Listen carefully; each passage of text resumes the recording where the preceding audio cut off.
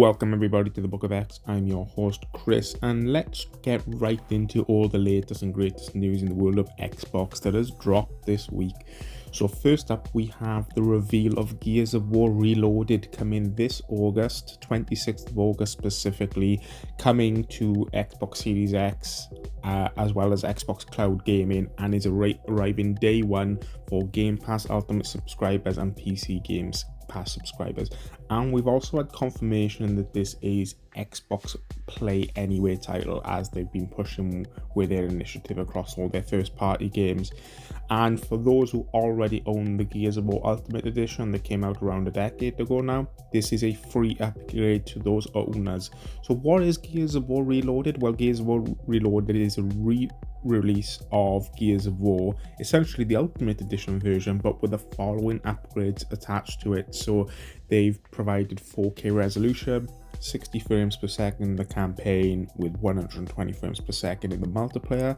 They've added HDR, Dolby Vision 7.1 and with Dolby Atmos, 3D spatial audio, VRR for those who have TVs capable of VRR, 4K assets and remastered textures, enhanced post-processing, visual effects, improved shadows and reflections, super resolution with improved anti-aliasing, and what I like the most about, 0 loading screens during the campaign.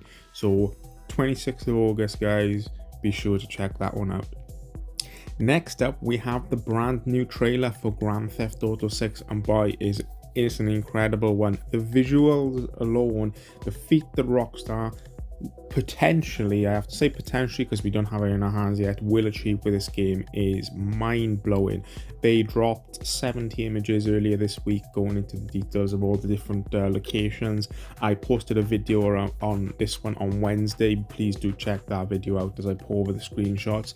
But what the trailer gave us is our first sort of in-game imagery of the game that we're going to be experiencing on the 26th of May 2026. But we also got the brief of what the game is about. So we got confirmation that the two protagonists are in fact called Lucia and Jason, and the plot is Jason and Lucia have always known the deck is stacked against them, but when an easy score goes wrong, they find themselves on the darkest side of the sunniest place in America, in the middle of a conspiracy stretching across the state of Leonida, forced to rely on each other more than ever if they want to make it out alive. So do check out the trailer if you haven't already. Let's be honest, you all have. It's got over 500 million views on YouTube at the moment, becoming the biggest trailer in history, period, any medium. So yes. Next up, we have the reveal of the first wave of the May the first half of May's Game Pass releases, and it's quite an extensive list, so let's get into it. So available right now as we speak is a whole deluge of new titles, both Game Pass Ultimate and Game Pass regular subscribers. So first up, we have Dredge. That is now available for Game Pass Ultimate, PC Game Pass and Game Pass Standard subscribers. And what Dredge is a single player fishing adventure game, but with a sinister plot underneath. We also have Dragon Ball Xenoverse 2 that has been added to Game Pass Ultimate, PC Game Pass and Game Pass Standard. That is a action-packed, thrilling, epic battles game in the world of Dragon Ball Z.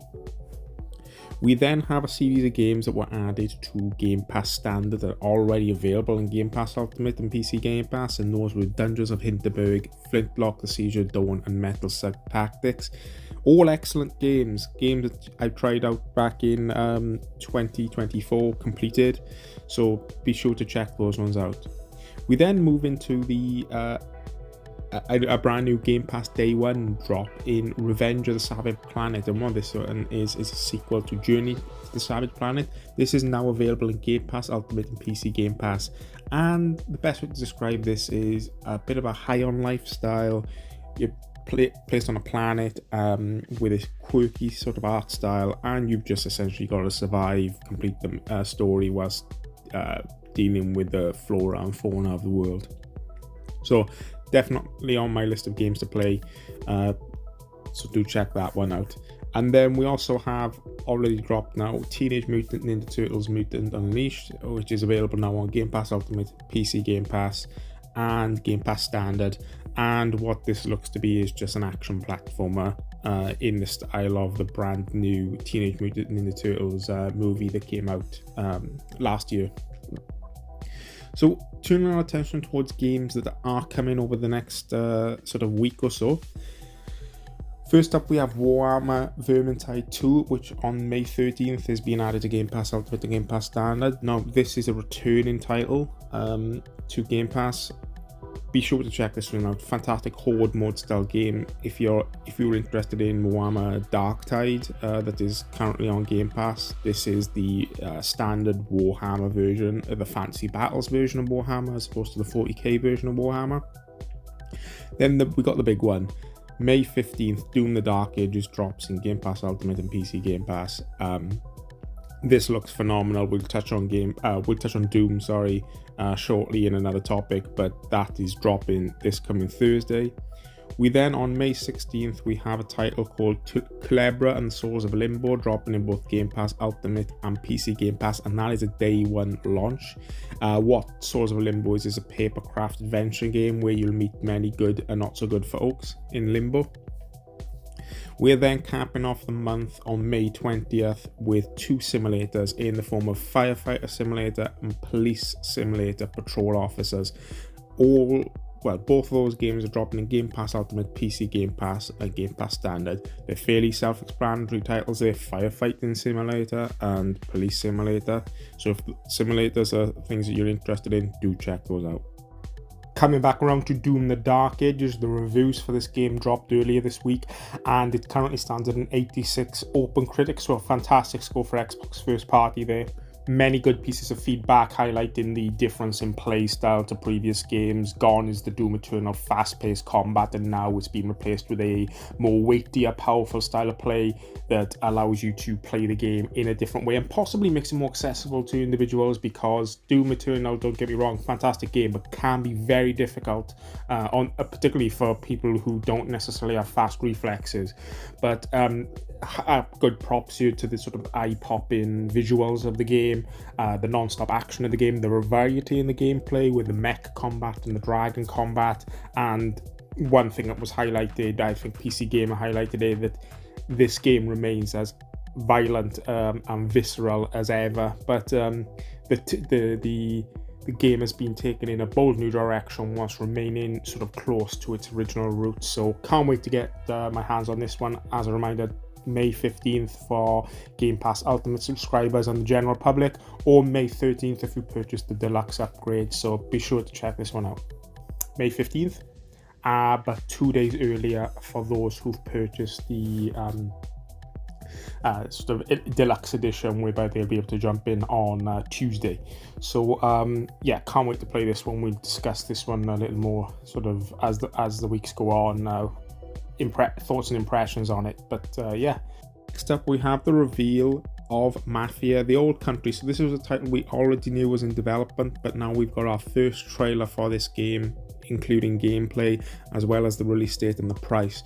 So we got confirmation that Mafia The Old Country is releasing on the 8th of August, coming out on Xbox Series X, and this is a very linear narrative focused adventure, seemingly more in the guise of Mafia 1 as opposed to Mafia 2 and 3 that had quite a bit more of that open world element. There was an open world in Mafia 1, but it was very limited towards each chapter.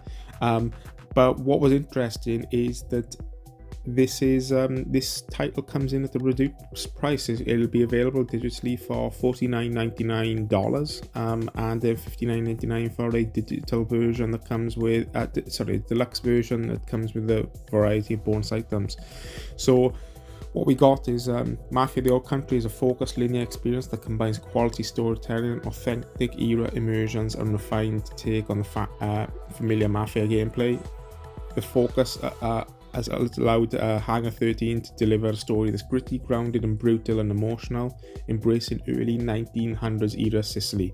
This is the Mafia's origin story that follows our protagonist Enzo Favara as he takes the oath and works his way up to the Don Teresi's crime family. So definitely a game I'll be purchasing day one here, so do check that out.